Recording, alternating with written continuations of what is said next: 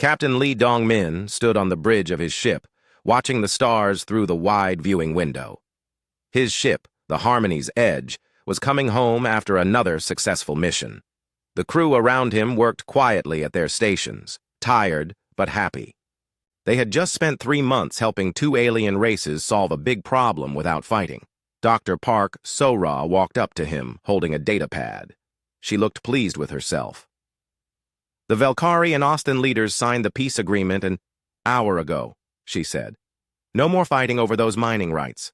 They will share the asteroid belt equally. Dong-min smiled. Good work, Doctor. How many conflicts is that now? 15 this year? 16. So-ra corrected him. And we still have 2 months left in the year. This was what humans did best. For the past 50 years since they had left Earth and spread across the stars, humans had become known as the peacemakers. Other alien races called them when they had problems they could not solve. Humans had a gift for finding solutions that made everyone happy. The ship's communication officer, Lieutenant Kim Jae-sung, looked up from his station. Captain, we have a message from Earth. Admiral Kim Tae-ho wants to speak with you. Dong-min walked to the communication station. The screen lit up, showing the face of Admiral Tae-ho. The Admiral looked serious, which was unusual. He was normally a cheerful man. Captain Lee, the Admiral said, I need you to return to Earth immediately. We have a situation. What kind of situation, sir? The kind we hoped would never happen. Long-range sensors have detected a large fleet moving toward human space. They are not friendly. Dong-min felt his stomach drop. In all the years humans had been exploring space, they had never faced a real war. There had been small conflicts, pirates and misunderstandings, but nothing like this. How large is this fleet, Admiral? Over 3,000 ships. They belong to something calling itself the Hegemony. 6 different alien races working together. Captain, they sent us a message. You need to hear it. The screen changed, showing the face of an alien Dong-min had never seen before. It had gray skin, 6 eyes, and sharp teeth. When it spoke, its voice was cold and full of hate. Humans of Earth, the alien said. I am War Leader Vecton of the Hegemony. We have watched you spread across the stars like a disease. You call yourselves peacemakers, but we see the truth. You are weak. You make other races weak with your talk of cooperation and sharing. The alien leaned closer to the camera. Your peace ends today. Submit to the Hegemony and become our servants, or we will burn every human world until nothing remains. You have 10 days to surrender. Choose wisely. The message ended. Admiral Tae-ho's face returned to the screen. Captain, I need you and every other ship to return to Earth immediately. We are calling back all our diplomats, all our trade ships, everyone. Dong-min nodded, but he felt confused. Sir, what can we do against 3,000 warships? Our ships are not built for fighting. The Admiral was quiet for a moment. Then he said something that surprised Dong-min. Captain, there are things about our ships you do not know. Things about our colonies you do not know. Things about humans you do not know. Come home, and you will understand. The connection ended. Dong-min stared at the blank screen, trying to understand what the Admiral meant. Dr. So-ra had heard the conversation. Captain, what did he mean about things we do not know? I have no idea, Dong-min said. But even as he said it, he remembered strange things he had noticed over the years. Rooms on their ships that were marked as storage, but seemed too important for just supplies. Cargo containers that were always sealed and never opened. Orders from Earth that made no sense until much later. Lieutenant Jae-sung interrupted his thoughts. Captain, I am getting reports from our other ships. Everyone is being called back to Earth. Every single human ship in space. Dong-min walked back to his captain's chair. Set course for Earth, maximum speed. Send a message to all human colonies. Tell them to prepare for something. As the Harmony's Edge turned toward Earth, Dong-min watched the stars and thought about the alien's message. War Leader Vecton had called humans weak. In a way, he was right. Humans did not have the strongest weapons or the biggest ships. They did not conquer other races or take what they wanted by force. But as they traveled toward Earth, strange things began to happen. Ships that Dong Min had never seen before appeared on their sensors. They were human ships, but they looked different, bigger, more dangerous. When he tried to contact them, they did not answer. Dr. Sora spent hours at her station, reading reports from across human space. "Captain," she said finally, "something very strange is happening. Our colonies are not panicking. They should be afraid, but they are not. They are preparing." "Preparing for what?" "I do not know. But every colony has activated something called Protocol 7. I have never heard of Protocol 7. 3 days later, they reached Earth. Dong Min had expected to see panic, fear, maybe ships trying to escape. Instead, he saw the largest gathering of human ships he had ever imagined. Thousands of vessels filled the space around Earth, but they were not the ships he knew. These ships looked like weapons. They were sleek and dark, with armor plating and gun ports. They moved with purpose and precision. Most surprising of all, some of them were ships he recognized, but changed. The medical ship Gentle Hands now had weapon systems. The cargo hauler Big Dreams was covered in missile launchers. Admiral Tae-ho contacted him as soon as they arrived. "Captain Lee, report to Earth Command immediately. Bring Dr. Park with you." An hour later, Dong Min and Sora stood in a room deep beneath the surface of Earth. The room was full of screens showing star maps, ship positions, and alien fleet movements. People worked at stations with equipment Dong Min had never seen before. Admiral Tae-ho walked up to them. Behind him was Ambassador Choi Mi-young, Earth's best diplomat. She looked different somehow, harder. "Captain Doctor," the Admiral said, "welcome to the real Earth Command. For 50 years, you and everyone else have seen only what we wanted you to see." Ambassador Mi-young stepped forward. "Captain Lee, you are a good man. You have helped bring peace to dozens of worlds, but peace only works when both sides want it. The hegemony does not want peace. They want submission or death." "Ma'am, I do not understand. Our ships, our colonies, what is happening?" The Admiral smiled, but it was not a happy smile. "Captain, we hoped this day would never come. We built our civilization on peace, but we are not fools. Every act of kindness, every diplomatic mission, every humanitarian effort served two purposes. We helped others, and we prepared for war." Dr. Sora spoke up.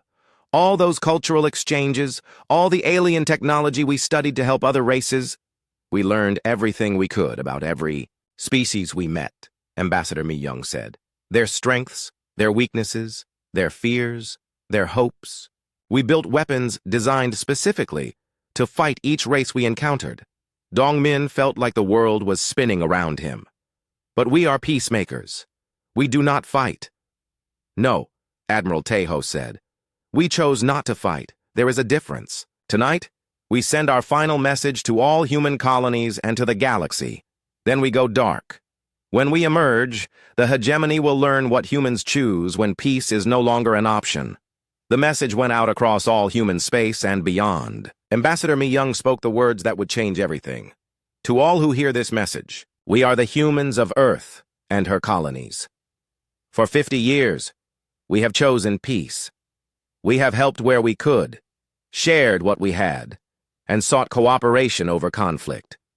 Today we learned that some see kindness as weakness, that some mistake mercy for fear.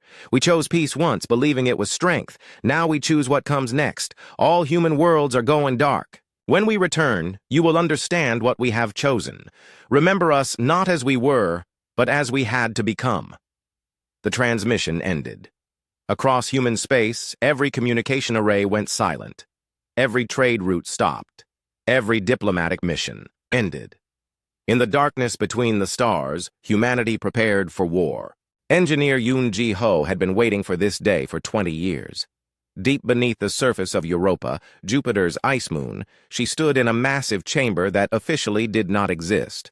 Around her, thousands of workers moved with practiced efficiency, preparing ships that the galaxy had never seen. "Activate Construction Bay 7, she called out to her team.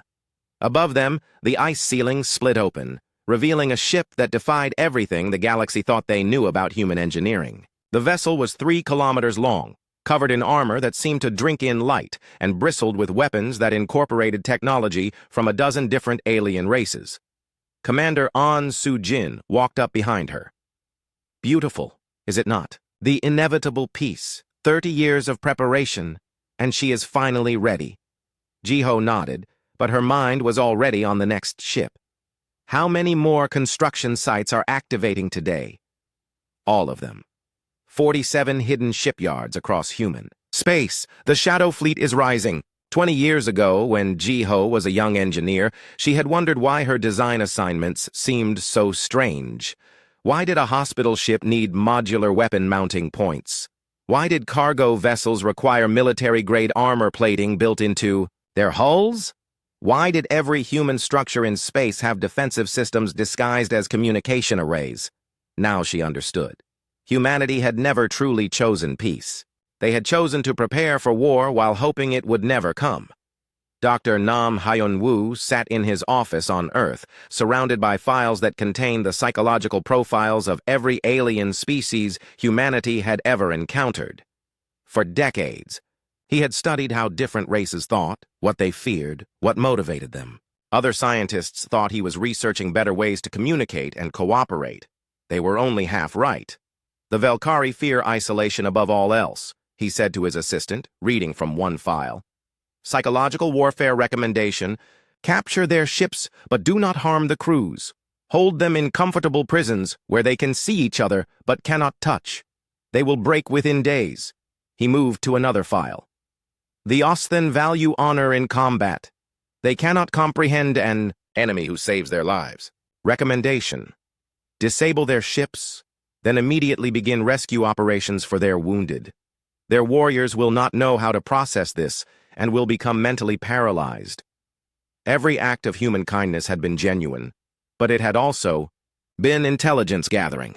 Every cultural exchange had taught them how alien minds worked. Every diplomatic success had shown them how to break alien resolve.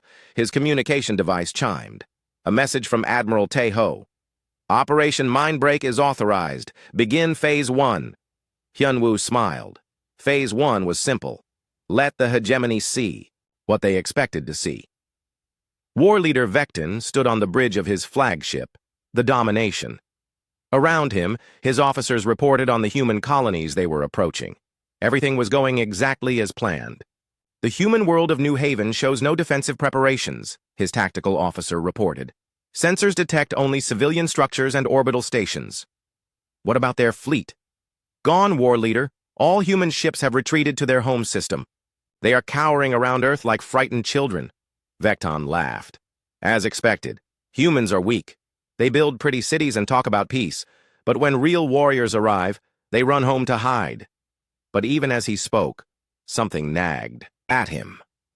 The human retreat had been too organized, too complete. In his experience, weak races panicked when threatened. They ran in all directions, leaving their weak behind. But the humans had moved with military precision. His sensor officer interrupted his thoughts. War leader, I am detecting some unusual readings from the human orbital stations. What kind of readings? Energy signatures that do not match civilian equipment. And the stations are moving. On the main screen, they watched as the orbital platforms around New Haven began to unfold. What had looked like communication arrays revealed themselves as weapon platforms. What had seemed like trade stations opened to show missile launchers and energy cannons. Impossible, Vecton snarled. Our intelligence said these were peaceful colonies. War leader, his communications officer called out. We are receiving a transmission from the human station. The screen changed to show a human female in what looked like a civilian uniform. She was young, with kind eyes and a gentle smile. She looked exactly like the weak humans Vecton expected to conquer. Hello? She said in perfect hegemony standard. My name is Dr. Lee Hye-jin, administrator of New Haven Colony. I have a message for War Leader Vecton. Vecton leaned forward. How do you know my name, human? The woman's smile did not change. We know many things about you, War Leader. We know you lost your father in the Kelthara War. We know you blame weak leadership for that defeat. We know you believe strength comes only through conquest. Get to the point, human. The point is this. You came here expecting to find weakness. Instead, you have found humans who chose peace for 50 years, who helped every race they met, who shared their knowledge and resources freely. You think this makes us weak?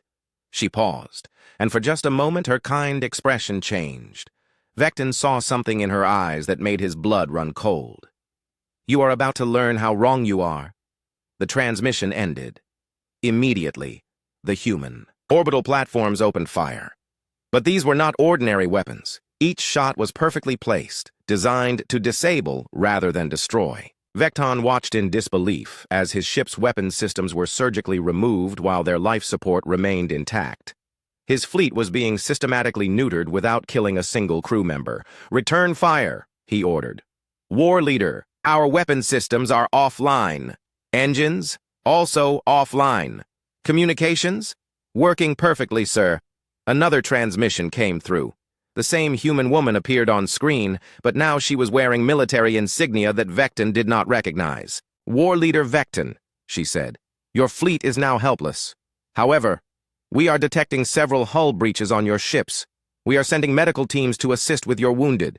Please, do not resist their efforts to save your crews." Vecton stared at the screen in confusion. You are sending help? We came here to conquer you." "Yes, we know. But you see, War Leader, we learned something very important during our 50 years of peace. We learned that the strongest possible position is being willing and able to destroy your enemy, but choosing to save them instead." Small human ships approached the disabled hegemony vessels. Vecton expected them to be armed transports bringing troops to capture his crews. Instead, they were medical ships carrying doctors and supplies. "This is impossible," he whispered. Dr. Lee Hai-jin heard him. "No, War Leader. This is human." Across the hegemony fleet, the same scene played out on every ship. Human medical teams boarded hegemony vessels and immediately began treating wounded crew members. They worked alongside hegemony doctors, sharing advanced medical techniques and supplies. Vecton watched his communications officer being treated by a human doctor for injuries sustained when his console exploded. The human worked carefully and gently, explaining each procedure and asking permission before beginning treatment. "Why?" Vecton asked the screen where Dr. Lee's face still waited. "Why help us when we came to destroy you?" "Because 50 years ago, we chose peace. Today we learned that sometimes peace requires strength, but strength without compassion is just brutality. We will not become what you are." Similar scenes were happening across human space. At every colony the hegemony had planned to attack, they found the same thing: impossible defenses that had been hidden in plain sight, followed by medical assistance for the crews of disabled ships. Back on Earth, Engineer Ji-ho watched the reports with satisfaction. "Phase 1 complete," she reported to Commander Su-jin. "All hegemony advance fleets have been neutralized with minimal casualties." "Excellent. How long until the Shadow Fleet is fully operational?" 2 more days. "But Commander, I have been thinking about something. We have shown them our defensive capabilities, but they still do not understand what we are truly capable of." Su-jin nodded. "They think we are still the same peaceful humans, just with better weapons. They do not realize that we have become something entirely new." Dr. Hyun-woo joined their conversation via communication link. "The psychological profiles are working perfectly. The hegemony species cannot process an enemy that fights them and saves them at the same time. Their commanders are reporting massive morale problems." "Good," Su-jin said. "But this is just the beginning. War Leader Vecton will report back to the main hegemony fleet. They will come in greater numbers, expecting a real fight." "And they will get one," Ji-ho said. "But not the kind they expect. On his flagship, now being repaired by human engineering, teams, War Leader Vecton tried to understand what had happened. His tactical experts had no explanations. His intelligence officers had no answers. How had a peaceful race built such defenses without anyone knowing? His chief science officer approached him with a troubling report. "War Leader, we have analyzed the human weapons used against us. The technology is familiar." "What do you mean?"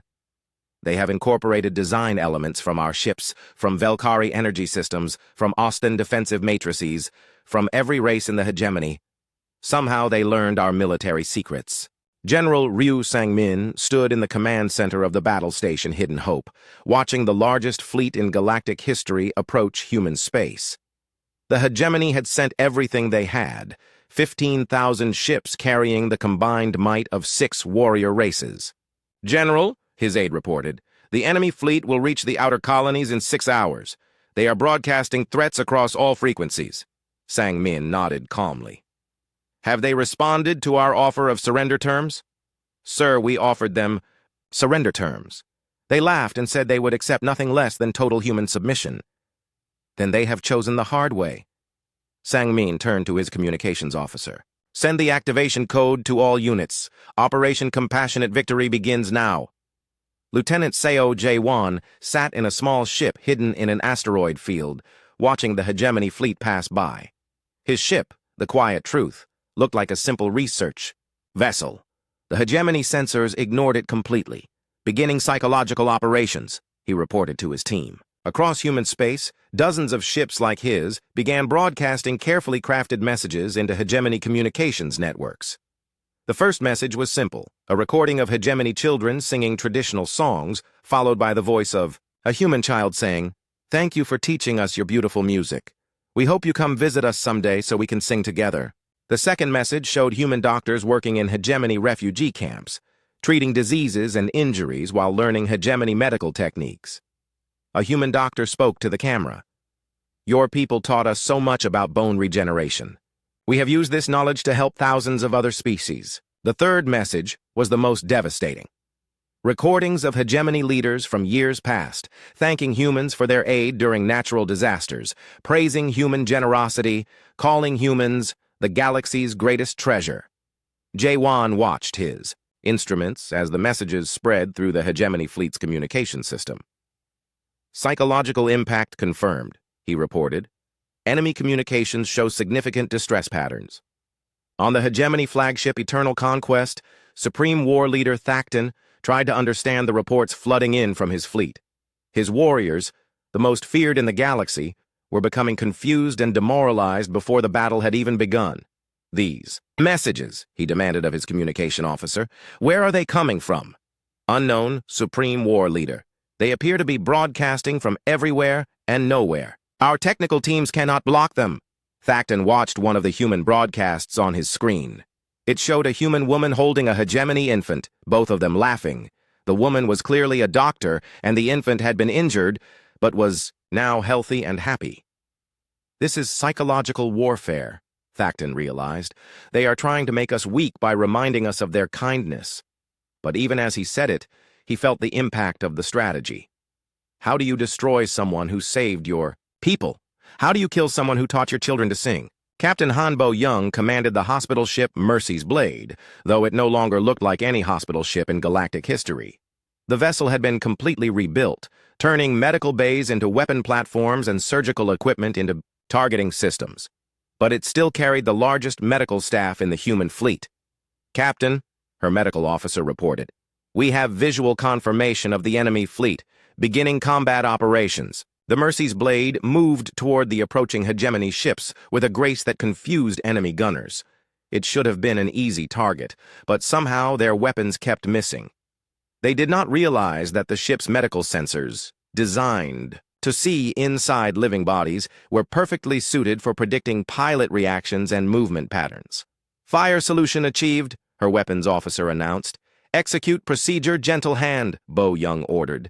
The Mercy's Blade opened fire, but not in any way the hegemony expected. Instead of trying to destroy enemy ships, every shot was precisely aimed at weapon systems, engine components, and communications arrays. The ship disabled 3 hegemony cruisers in 15 seconds, leaving their crews alive and unharmed, but completely helpless. "Beginning rescue operations," Bo Young announced calmly. Immediately, medical shuttles launched from the Mercy's Blade toward the disabled enemy ships. The hegemony crews watched in disbelief as human doctors arrived to treat their wounded, even as the battle continued around them. On one of the disabled ships, War Captain Zelkon found himself being treated by a human surgeon for injuries he had received when his command console exploded. The human worked quickly and skillfully, her hands gentle despite the chaos of battle outside. "Why?" Zelkon asked her. "We came here to kill you. Why are you saving my life?" The human doctor looked up from her work. "Because that is what we do. We are humans. We help. But we are enemies." "No," she said softly. You are people who made a mistake. There is a difference. Zelkon stared at her. In 50 years of warfare, he had never encountered anything like this. The humans were defeating his fleet while simultaneously saving his people. It broke something in his mind, some fundamental understanding of how war worked. General Sang-min watched the battle reports with satisfaction. Status report, he requested. First wave enemy fleet is 80% neutralized, his tactical officer reported. Casualties, enemy dead, 0. Enemy wounded, treating. Our casualties, minor injuries only. Excellent. What is the enemy psychological state? Dr. Lim Yun-ji, the fleet's chief psychological warfare specialist, answered from her station. Complete confusion, General. Their command structure is breaking down. 40% of their ships are requesting permission to surrender, not because they fear death, but because they cannot comprehend fighting an enemy that keeps saving their lives. And the main fleet? Still approaching.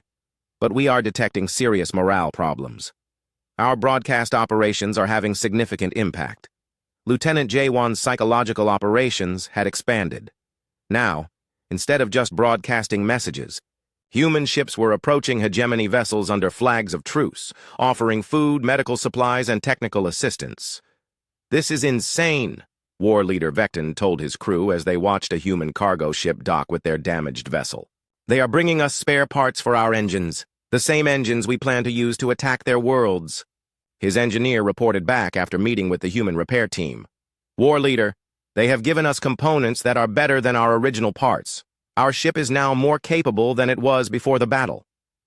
They improved our warship, the ship we plan to use against them? Yes, sir. And War Leader, they also left us food supplies and medical equipment. The quality is superior to anything in our fleet. Vecton sat down heavily in his command chair. What kind of species improves? The weapons of their enemies? The answer came from an unexpected source, his own communications officer who had been monitoring human broadcasts. War Leader, I have been studying their transmissions. I think I understand what they are doing. Explain.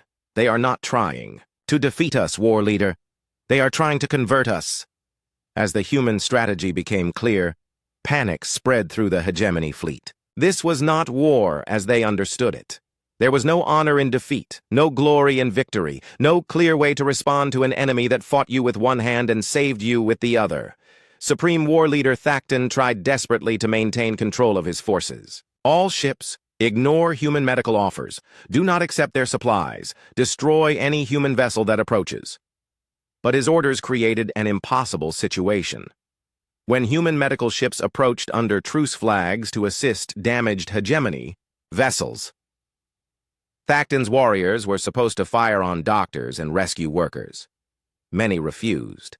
Others hesitated just long enough for the humans to complete their rescue operations. A few ships actually defected, switching sides to protect the human medical vessels. Captain Bo Young watched the enemy fleet tear itself apart from internal conflicts. General Sang-min, she reported, the enemy is experiencing massive command breakdown. They literally do not know how to fight us. Understood, Captain. Begin Phase 2. Phase 2 was even more devastating than Phase 1. Human ships began broadcasting personal messages to individual hegemony crew members using psychological profiles built up over decades of interaction. War Captain Zelkon, came a message directed specifically at him. This is Dr. Sarah Kim. I treated your brother Velkon during the plague outbreak on Hegemony Station 7. He asked me to tell you that humans are good people who only want to help. He said you would understand when the time came. Zelkon remembered his brother's words about the human doctors who had saved thousands of lives during the plague. His brother had said they were the kindest people he had ever met. This is Lieutenant Commander Thorak, another message began. Your daughter Sheila is studying medicine at the University of New Geneva. She asked us to tell you that humans have taught her that healing is more powerful than fighting. She hopes you will come visit her when the war is over. Across the hegemony fleet, similar messages arrived. Personal appeals based on family connections, past interactions, shared experiences. The humans had been building psychological warfare capabilities for 50 years, and now they deployed them with surgical precision. Supreme War Leader, Thacton's aide reported. Admiral Kang Min-ho stood on the bridge of the human flagship Inevitable Peace as the hegemony's main fleet approached Earth. Around him, his officers worked with quiet efficiency, but he could feel the change in the air. The rules had changed. When Supreme War Leader Thacton decided to target human civilians. Admiral, his tactical officer reported, enemy fleet is 6 hours from Earth orbit. They are maintaining course for bombardment positions. Any response to our final surrender demand? Thacton's reply was to accelerate toward Earth, sir. Min-ho nodded grimly. Then he has made his choice. Signal all units. Protocol Omega is now in effect. The safety protocols are removed. For 50 years, humans had built their military with built-in restrictions. Every weapon had limits programmed into it. Every strategy included protections for enemy civilians. Every tactic prioritized. Minimal casualties. Those limits existed because humans knew what they could become if they stopped caring about their enemies' lives. Today, those limits came off. Dr. Lim Yun-ji monitored the psychological state of both fleets from her position in the command center. She had spent decades studying how war affected the mind, and what she saw now worried her. Admiral, she reported, I am detecting significant psychological changes in our own crews. With the safety protocols removed, they are showing patterns. Consistent with... With what, Doctor? With a warrior species that has been holding back for 50 years, sir. The change is dramatic. It is as if our people have been pretending to be peaceful, and now they are remembering what they really are. Min-ho considered this. Doctor, do you think we are becoming the monsters we fought against? No, sir. We are becoming something different, something the galaxy has never seen before. Colonel Oh Seong-ho led the first special operations mission of the real war. His team's assignment was impossible by normal standards. Infiltrate the hegemony flagship while it was actively engaged in battle and capture Supreme War Leader Thacton alive. Remember, he told his team as their stealth ship approached the enemy vessel, we are not here to kill. We are here to show them what human special forces can do when we stop playing by peacetime rules. The team moved through the hegemony ship like ghosts. Where guards stood watch, they found themselves unconscious without ever seeing their attackers. Where security systems should have detected intruders, they found only false readings showing empty corridors. But this was not the most disturbing part of the operation. As they moved through the ship, O's team began leaving gifts. In the crew quarters, they left food packages with messages. From the families of Earth, we hope you make it home safely. In the medical bay, they left advanced healing supplies with instructions in the local language. In the engine room, they left technical manuals that would help the hegemony engineers improve their ship's efficiency.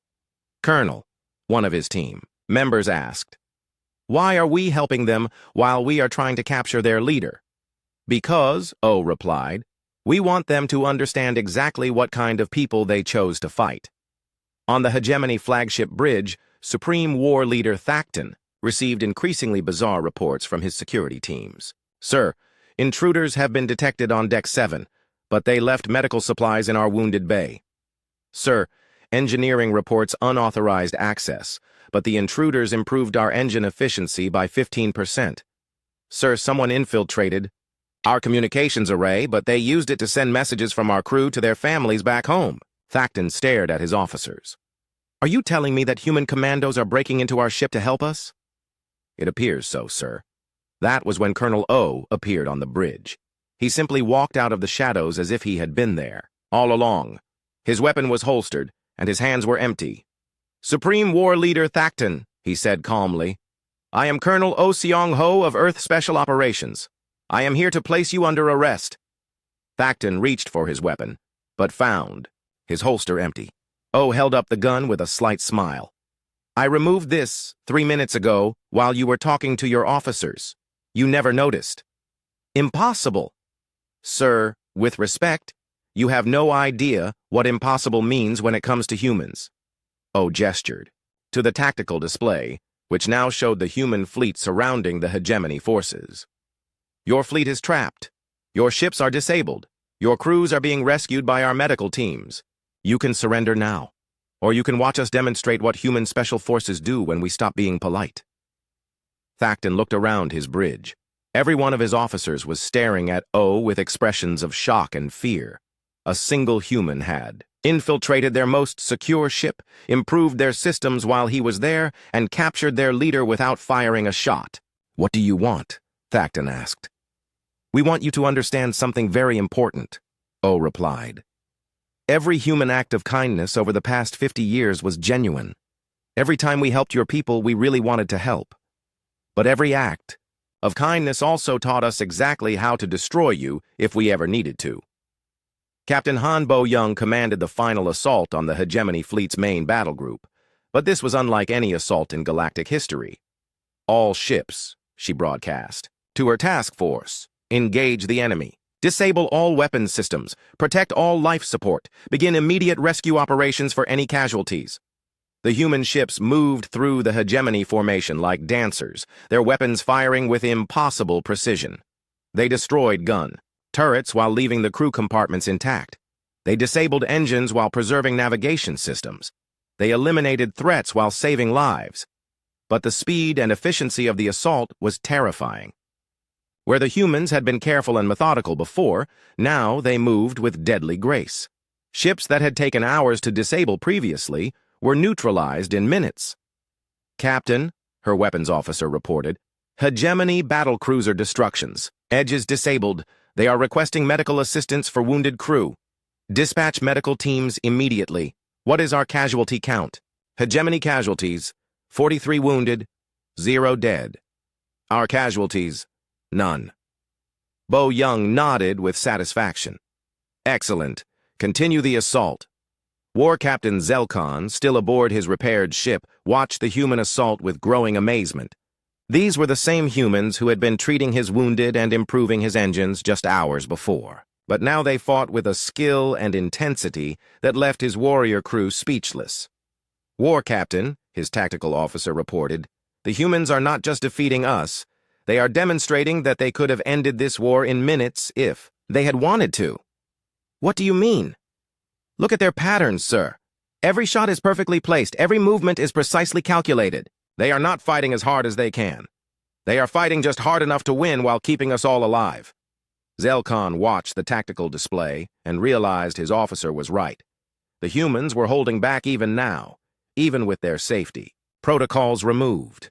They were still trying to save hegemony lives while achieving total victory. "Open a communication channel to the human fleet," he ordered. "Sir?" "Do it." The screen lit up with the face of Captain Bo-young. She looked tired but determined. "War Captain Zelkon," she said, "are you ready to surrender your vessel?" "Captain Bo-young, I have a question for you." "Ask it."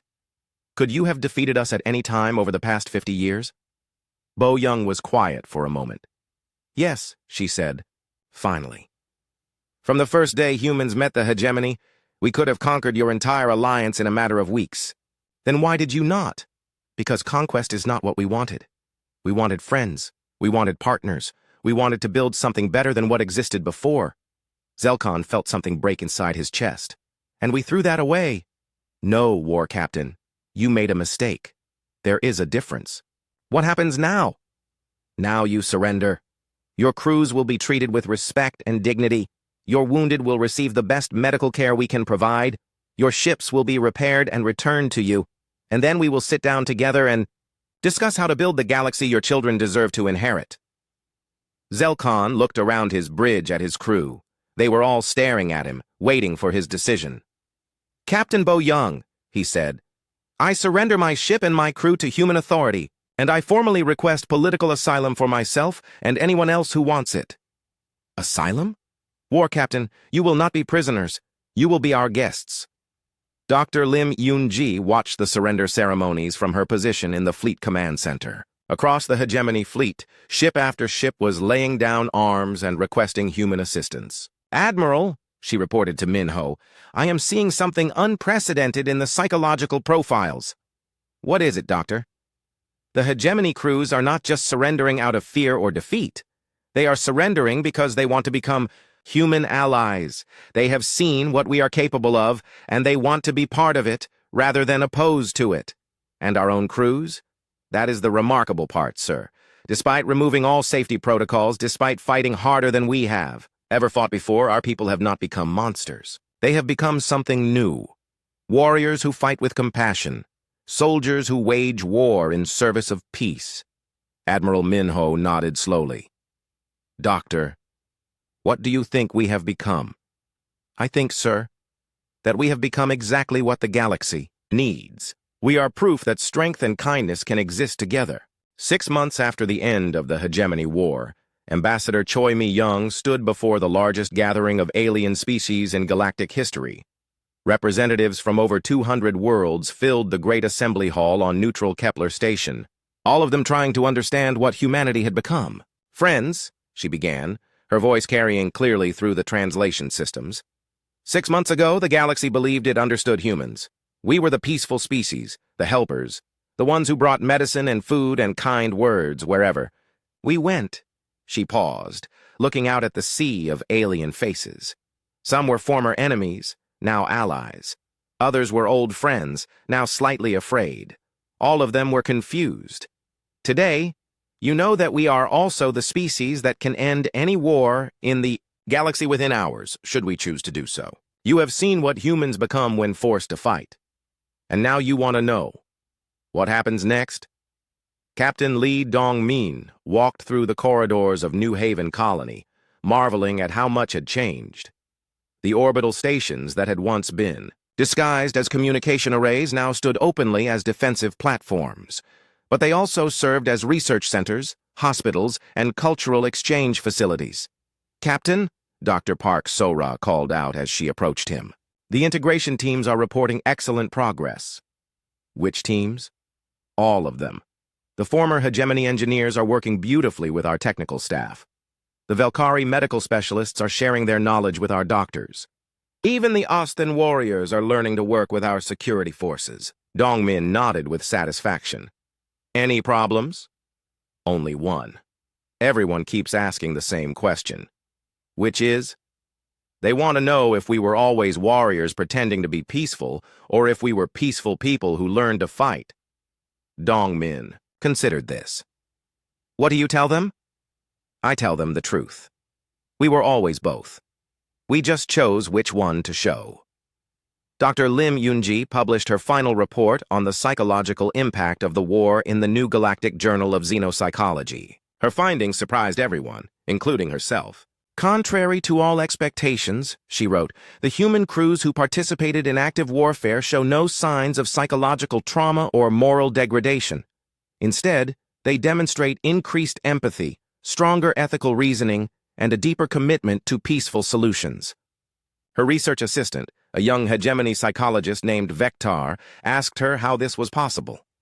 Because, she explained, humans did not fight despite their peaceful nature. They fought because of it. Every shot fired was to protect innocence. Every ship disabled was to prevent greater violence. Every life saved, even enemy lives, reinforced their core values rather than contradicting them. But doctor, Vectar pressed, how can a species be so deadly and so compassionate at the same time? That, she said with a smile, is what makes humans unique in the galaxy. War leader Vecton, now serving as a liaison officer in the human eye, Colonial Union, stood on the bridge of his old ship. But the domination had been renamed the Cooperation, and its crew was now half human, half former hegemony. His human co-commander, Captain Yoon Soo Min, was reviewing the day's mission reports. The rescue operation on Theta 7 was a complete success, she reported. 43 survivors recovered from the mining accident. No casualties. Excellent work, Captain. What did we learn? The standard lesson. Humans and hegemony species work better together than either does alone. Vecton still found this hard to believe sometimes. Captain, may I ask you something? Of course. During the war, when you captured my ship the first time, your people spent 3 days repairing our engines and treating our wounded. Why? Captain Su-min thought for a moment. Because that is what you do for family, even when family makes mistakes. But we were not family then. We were enemies. No, Vecton. You were family who did not know it yet.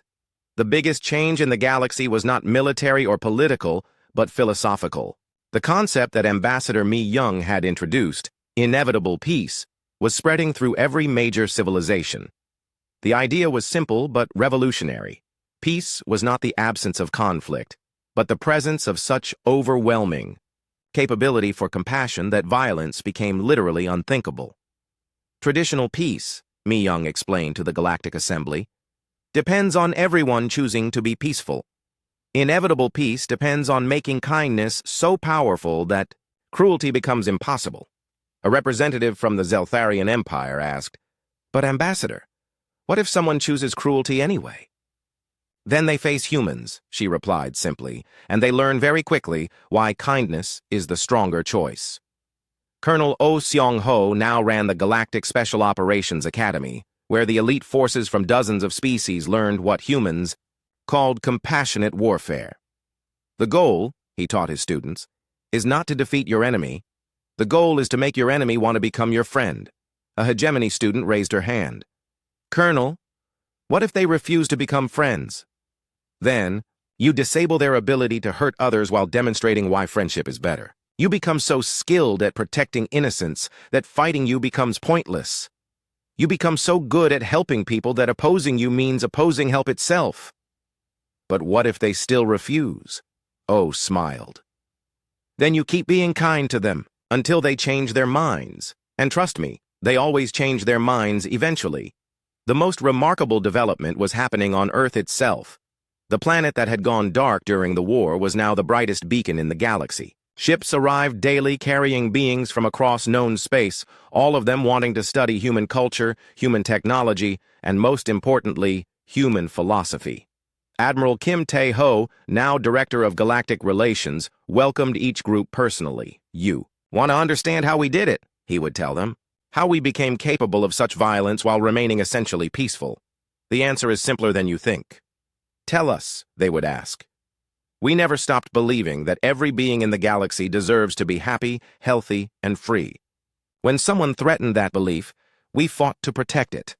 When the threat was over, we went back to building it. But surely some of your people must have become hardened by war?" "Some did, and we helped them heal. Because healing our own people is just as important as protecting others." Engineer Yoon Ji-ho found herself in an unexpected position. She was now the galaxy's leading expert on what she called defensive superiority. Species from across the galaxy sent representatives to learn how to build defenses so powerful that attack became pointless. "The key," she explained to a mixed class of human and alien engineers, "is that every defensive system must also serve a peaceful purpose. A shield generator also powers hospitals. A weapons platform also serves as a communication relay. A fortress also functions as a cultural center." "Why?" asked a Velkari engineer. "Because if your defenses only serve war, then you are always thinking about war. But if your defenses serve peace, then even preparing for conflict strengthens your commitment to helping others."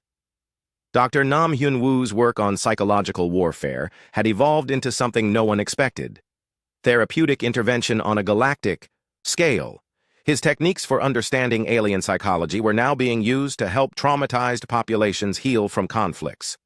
"We learned how to break minds," he explained to a conference of xenopsychologists. "But more importantly, we learned how to heal them." His most successful program involved bringing together former enemies to work on humanitarian projects. Veterans from both sides of conflicts would find themselves building schools together, operating medical clinics together, and slowly learning to see each other as people rather than threats. "The same knowledge that made us effective warriors," he said, "makes us effective healers." Captain Hanbo Young's ship, the Mercy's Blade, had become a symbol of the new galaxy. Half hospital ship, half warship, it represented the synthesis of human capabilities that the rest of the galaxy was still trying to understand. "We received a distress call from the Outer Rim," her communications officer reported. "A plague outbreak on Xerion Prime." "Set course immediately," Bo Young ordered, "and prepare medical teams for immediate deployment." "Captain, should we also prepare combat teams? Xerion Prime is in disputed territory." "Prepare them, but remember, we are going there to save lives. If anyone tries to stop us from saving lives, then we will stop them from stopping us, efficiently and with minimal casualties." "And if they surrender?" "Then we treat their sick too." The greatest test of the new galactic order came 8 months after the war's end. A previously unknown species called the Ravagers emerged from dark space, attacking colony worlds with brutal efficiency. The old galaxy would have prepared for a massive military response. Instead, Ambassador Mi Young sent a simple message to the Ravager fleet. "We are humans. We offer you one chance to stop attacking innocent people. If you refuse, we will stop you ourselves. If you accept, we will help you find what you really need." The Ravager response was predictable. "We take what we want. We fear no one." The human response was swift and devastating. Within 72 hours, the entire Ravager fleet was disabled, and their crews were receiving medical treatment aboard human hospital ships. But the truly remarkable part came next. Instead of imprisoning the Ravagers or forcing them to surrender, the humans did something unprecedented. They asked questions.